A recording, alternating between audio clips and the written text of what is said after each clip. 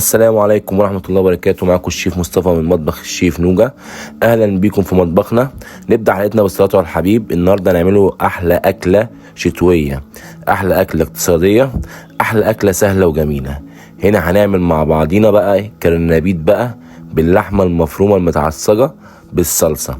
بص جمال الحاجة. هنا المكونات بتاعتنا، هنا سلقين الكرنبيت بتاعنا ومجهزينه تمام، وهنا جايبين لحمه مفرومه زي ما انتم شايفين كده حسب الكميه اللي انتوا عايزينها تمام، وهنا البصل بتاع العصاج اللي احنا هنعمل بيه اللحمه المفرومه تمام، وهنا حاطين شفشق صلصه تمام، التوم ده هنحتاجوه في الصلصه بتاعه الكرنبيت. الصلصه هنعملوها بالتوم وملح فلفل اسمر بس، صلصه يبقى توم وملح وفلفل اسمر بس. يلا بينا نحضر مع بعضينا الحاجه بتاعتنا. هنا جبنا البصلايه وهنقطعوه بقى عشان يعملوها عصاج بالراحه، سكينه حاميه زي ما انتم شايفين كده. هنخرطها مش كبيره تمام عشان تلون معانا قوامك، عشان دي الاكله دي سريعه وسهله وجميله واقتصاديه جدا وتدفي في الشتاء.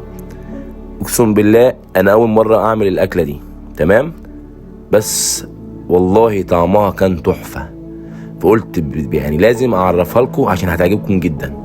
الطعم روعه بنفس المقادير وبنفس المكونات اللي انا عامل بيها دي، لو اشتغلتوا عليها هيطلع طعم روعه وجميل جدا جدا جدا.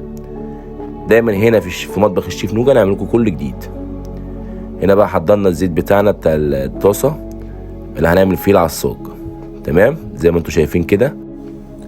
هنبدا نقلب بقى ما كده عشان ايه البصلايه تغير لونها تمام، وعشان نضيفوا بهاراتنا عليها واللحمه المفرومه. صلوا معايا الحبيب كده، اللهم صل وسلم وبارك على سيدنا محمد. عايز الناس كلها كده تبص على الاكله الجميله السريعه الخفيفه دي، ان شاء الله هتعجبكم جدا جدا جدا، والطعم مفاجاه. هنا هنحط التومه بقى بتاعت الصلصه. التومه هنحطوها لحد ما تطلع ريحتها كده تمام، عشان نحط بقى الصلصه بتاعتنا والملح والفلفل الاسمر فقط لا غير، ونسيبوها تتسبك لحد الاخر. انا باكد اهو عشان لما تيجي تخش الفرن الصينيه مش هتحتاج مننا غير وش كده، يعني سنه نشفان بس، عشان الطعم روعه اقسم بالله. كمان احنا سالقين الكرنبيت ومجهزين. هنا الصلصه زي ما انتم شايفين ضفناها على التومه بتاعتنا تمام. بصوا الجمال تمام. نغطيها بقى عشان تسبك مع حلا. نبدا هنا نجيب البصلايه بتاعتنا اللي احنا مجهزينها للعصاج، ونبدا نضيف عليها اللحمه المفرومه بتاعتنا ان شاء الله. صلوا معايا الحبيب كده، اللهم صل وسلم وبارك على سيدنا محمد. وطبعا زي ما انتم عارفين العصاج عندي المفضل لازم انا احط عليه جوز الطيب، هنحطه ملح وفلفل اسمر وجوز الطيب بس. هنبدا نقلب نقلب نقلب لحد ما اللحمه لونها يغير الاول كده، نضيفوا بهاراتنا زي ما انتم شايفين كده تمام. لحد كده ماشيين مع بعضينا. هنضيفوا بهاراتنا بقى سوا مع بعضينا، ملح فلفل اسمر جوز الطيب فقط لا غير. عايز تحط شويه كزبره بتدي طعم جميل، غير كده ما تعملش. المهم الطبق اللي هيطلع لك اكله روعه اقتصاديه وجميله من الشيف مصطفى في مطبخ نوجا تمام. لحد كده تمام. احنا كده دخلنا مزيج اللحمه مع البصل كله، وهنسيبها لحد بس ما تستوي دقيقه ولا حاجه، لحد ما نغير لونها زي ما انتم شايفين كده معايا، عشان نبدا بقى نخش على الخطوه الثانيه، وهي خطوه الصينيه.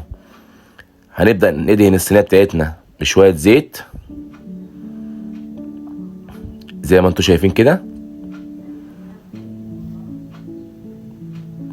وهنكون احنا مفرطين الارنبيط بتاعنا ورد كده، نفرد الورد بتاعتنا كلها كده في الصينيه تمام. وعلى فكره الاكله دي بقى من ميزتها ان هي تاكل بالعيش كده السخن وهي سخنه، والله جميله جدا جدا. مش عايز اقول لكم انا كان طعمها عامل معايا ازاي لما اكلتها في الاخر، بس انا مش هحرق الفيديو.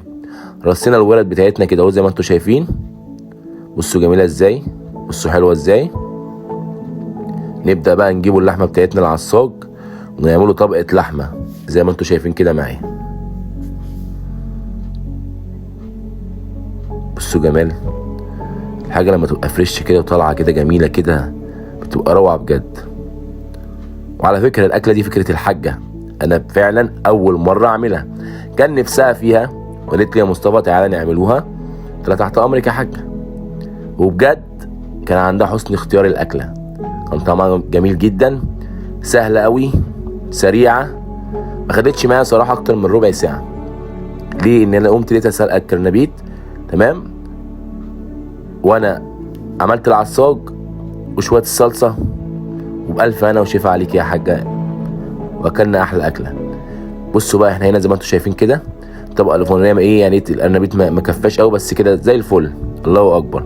هنجيب الصلصه بتاعتنا بقى بعد ما سبكناها على الاخر زي ما انتم شايفين كده، عشان هتخش الفرن تمام، هتاخد وش بس عشان كل حاجه مستويه. نفرد صلصتنا الجميله دي، نفرد صلصتنا الجميله، بسم الله ما شاء الله. دايما كده وانتوا بتعملوا الاكل، اي اكل سموا الله كده عشان يبقى اكل فيه بركه. وزي ما فهمتكم اهم حاجه تعملوا الحاجه بنفس، هتطلع والله لو شويه فول كده عملتهم بالزيت والفلفل والملح هيطلع طعمه جميل. احمد ربنا على كل حاجه انت بتعملها، مش لازم كل يوم فراخ ولحمه والكلام ده. نبدا نحطها في الفرن بقى. هنا بعد ما طلعت من الفرن بقى، وشوفوا جمال القرنبيط كده وحلاوته، والصلصه كده ايه ناشفه كده من فوق الوش ومش محروقه، وكل حاجه بتفاصيلها باينه وجميله. يعني انا عايز اقول لكم من طعمها انا ما كنتش قادر اسيبها. انا نقطعها مع بعضينا بقى عشان ندوقها سوا. بصوا الجمال، بصوا الجمال. هي كده كده مفرطه، بس انا قلت اطلعها تمام منظر كويس عشان ادوقها قدام منكم. يا رب يكون الاكله بتفاصيلها عجبتكم، يا رب يكون فكره الحاجه عجبتكم. اتمنى تقولوا لي في التعليقات انتوا عايزين ايه وانا اعمله.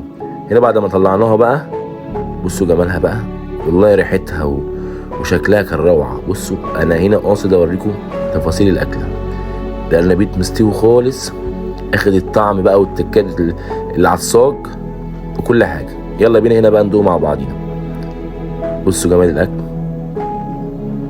الريحه روعه. الشيف مصطفى اللي هو انا بقول لكم الريحه روعه تمام. والحاجه موصيين ان اكل الاكله بالعيش، عشان فعلا الاكله ما تنفعش تتاكل الا بالعيش. الف هنا وشفا على الجميع. يا رب يكون فدتكم كويس، يا رب يكون عجبتكم. اهم حاجه تاكلوا جنبنا مخلل، يا اما بقى بالصلاه على النبي زي ما انا هعمل دلوقتي كده الفجل الجميل ده.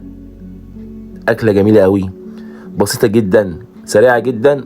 يا رب اكون بسطتكم. شكرا.